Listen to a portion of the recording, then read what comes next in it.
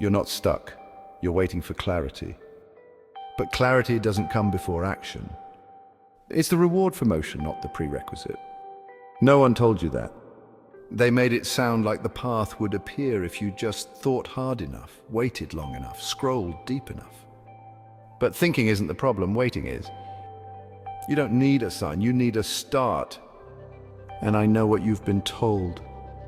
That you're supposed to know what you want by now, have a direction, a purpose, a brand. That if you don't, you're falling behind. But who exactly are you behind? And whose voice are you using to measure your life? Because I've got news for you, everyone's guessing. Even the ones who look like they aren't, especially them. Let me interrupt this spiral with a hard truth. If you're waiting to feel ready, you never will. That's not a flaw in you. That's a feature of fear. And fear is a master of disguise. It shows up as overthinking, as planning, as perfectionism. It whispers not yet until entire years go by. So here's the emotional truth bomb. You're not stuck. You're avoiding the discomfort of beginning badly. You're trying to skip the ugly part, the awkward part. The part where you might look foolish. But what if that's the only honest way forward? What if your first draft, your first post, your first step is supposed to be messy? What if the version of you you're dreaming of is only unlocked through the embarrassment you're trying to avoid? You say you're stuck, but what you really mean is, I'm scared to be seen starting small, and I get it. We live in a time where you're told to launch polished, to be impressive from the start, to have a narrative. But here's the thing, life isn't a highlight reel, it's a draft. And the first one is always ugly. Every artist knows it, every founder, every teacher, parent, builder. They all have one thing in common, they began before they felt ready. So what about you? That restlessness you carry, that ache that doesn't go away. That's not failure. That's forward motion trying to happen. But it can't do anything without you. Nobody's coming to pull you out of this. The map you're waiting for. It doesn't arrive in the mail. It appears under your feet when you move. So stop saying you're stuck. You're not, you're paused. And the difference between those two is everything.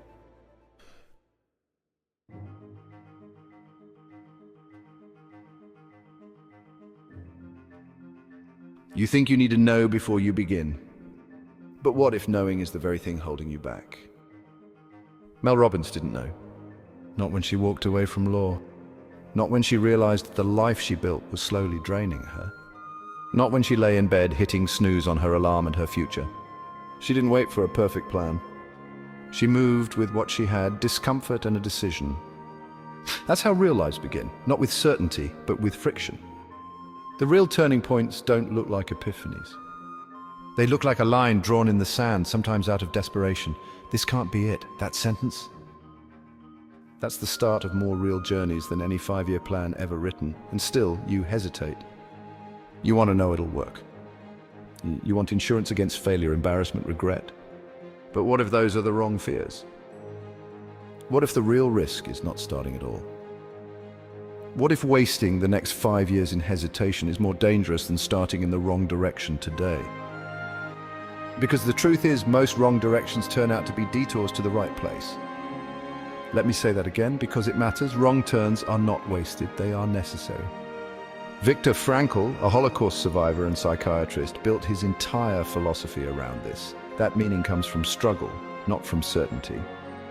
What man actually needs, he said, is not a tensionless state, but rather the striving and struggling for a worthwhile goal. You don't find your path. You create it by walking. You don't wait for clarity. You earn it through motion.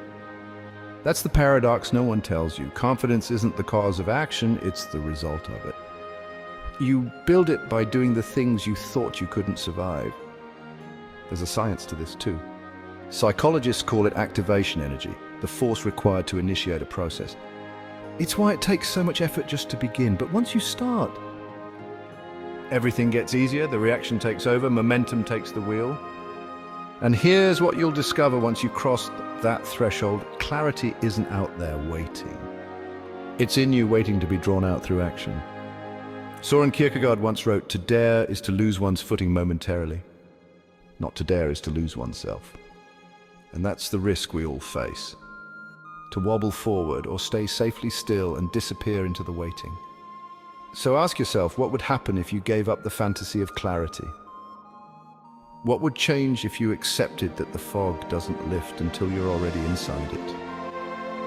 That the voice you're hoping will tell you what to do might never come because you are the one who has to speak it into being. And maybe, just maybe, the ache you've carried all this time wasn't asking for a map. It was asking for movement, not a leap, not a revelation, just the next step. And if that's all you can manage right now, then let it be enough. Because that's how all great things begin, not with knowing, with doing.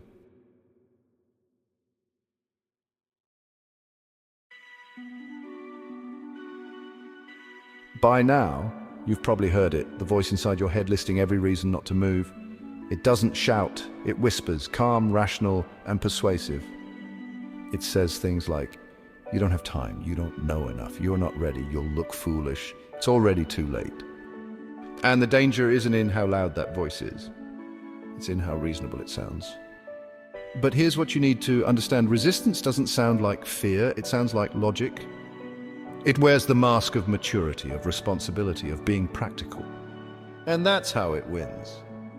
Because if resistance came at you with a pitchfork, you'd recognize it. But when it wears a suit and speaks in your own voice, you mistake it for wisdom. Let me ask you something. How many ideas have you buried under not now? How many starts have you cancelled because you didn't feel like it was time? And how long are you willing to keep calling that delayed preparation? The truth is, most people aren't stuck. They're sedated, numbed by overthinking. Frozen by the need to be flawless from the first try. But perfection is the most sophisticated form of procrastination. You wait for confidence, you wait for permission. You wait for the conditions to line up just right. But confidence isn't a precondition, it's a consequence. You build it in motion, not in the safety of thought. This is what psychologists call cognitive inertia. The tendency of your mind to stay in the same patterns, to loop the same doubts, unless something disrupts the cycle. And here's the good news, that something doesn't have to be big. It doesn't have to be dramatic. It just has to be real. One message sent, one phone call made, one page written. One risk taken, while the fear is still present. That's the paradox of courage. It doesn't come before the step, it follows it. We want to believe that fear is a sign we should stop. But more often it's proof that we're standing at the edge of something that matters. So if you're afraid, good. That means you're close to truth, close to change. Close to the version of yourself you haven't met yet. And here's the part no one wants to say out loud. You will fail at something, you will look awkward. You will get it wrong, someone won't like it. But so what? Failure is not the opposite of progress, it is the progress. Mel Robbins once said, you are more committed to your excuses than your growth. And that line cuts because it's true. We cling to our fears like familiar blankets. But comfort zones don't keep you safe, they keep you small. And you weren't born for small. You were born to move, to try, to feel foolish and still go forward. Because the moment you act, even in fear, you begin to change the story. You interrupt the loop, you create new evidence. You become someone who moves, and that changes everything. Because the most powerful thing you can ever tell yourself is, I did it anyway, even with shaking hands, even with no map. Even when no one clapped. That's how real confidence is built. That's how momentum is born. That's how you get doing.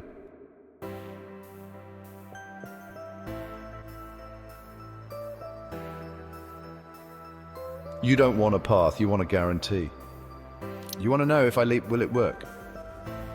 But the ones who build the most extraordinary lives, they never knew, they moved first. Most people don't find their path. They collide with it by accident. And then only then does it begin to make sense. Wilson Greatbatch wasn't trying to change the world. He was building a heart rhythm recorder, reached for the wrong resistor, and what he heard was a heartbeat.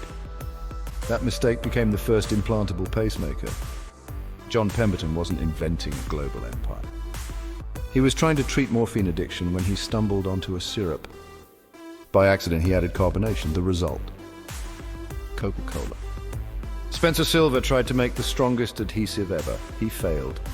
Created the weakest one instead. Years later, someone else used it to keep bookmarks from falling out of his hymnal. That's how post-it notes were born.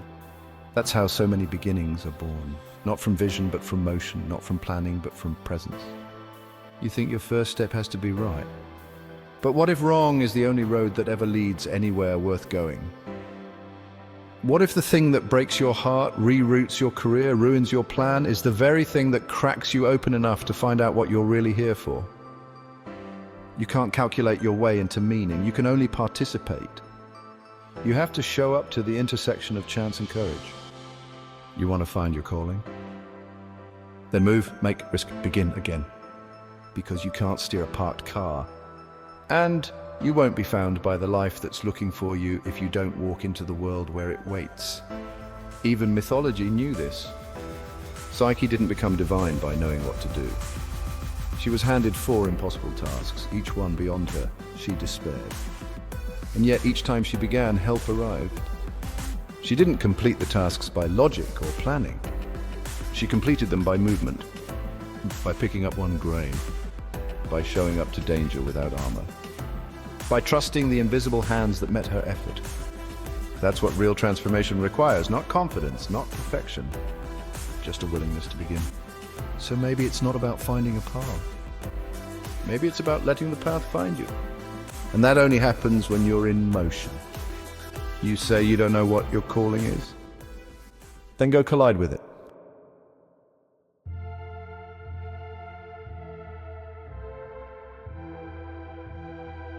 There's a moment so small you almost miss it. It's not loud, not dramatic. It doesn't come with trumpets or applause.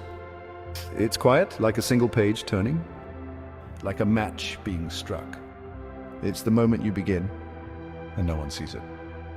No one understands the weight it carries, but you do, because you know what it cost.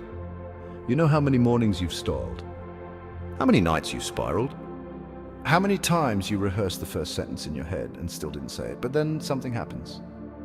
You take the smallest possible step. You write one line, you make one call, you send one message.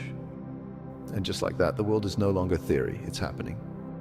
This is the part that no motivational quote can prepare you for. Because this moment doesn't feel heroic. It feels awkward, wobbly, underwhelming. You don't feel brave, you don't feel ready, you just feel moving, and that's the miracle. Not that you feel strong, but that you moved anyway. Mel Robbins calls it the 5-second rule. The idea that if you don't act on an instinct within 5 seconds, your brain will talk you out of it. 5 seconds. That's all it takes to sabotage the life you haven't lived yet. But it also means this: 5 seconds is all it takes to start reclaiming it. You think you need motivation? You don't, you need movement. Motivation is a mood. Movement is a discipline. And once you move, the current changes. The water starts to carry you. That's when momentum begins, not when you feel like moving, but when you move without permission from your fear. Alan Watts said it best: the only way to make sense out of change is to plunge into it, move with it, and join the dance. And maybe life is a dance, not one you choreograph, one you learn by moving. So what if your first step isn't graceful? What if your rhythm is off? What if no one claps? None of that matters. Because the moment you begin, you're no longer in theory. You're no longer circling the question, you're living the answer. And in that motion, everything begins to shift. The voices in your head get quieter, the doubt gets softer. The resistance loses its grip, not because it disappears, but because you've stopped waiting for it to leave. You've learned something more powerful than clarity, more valuable than certainty. You've learned how to begin. And the moment you begin, no matter how small, your life changes shape. Because you're no longer waiting for the perfect moment, you're creating it step by step, breath by breath. Imperfect but in motion, that's the beginning, that's the doing, that's the point.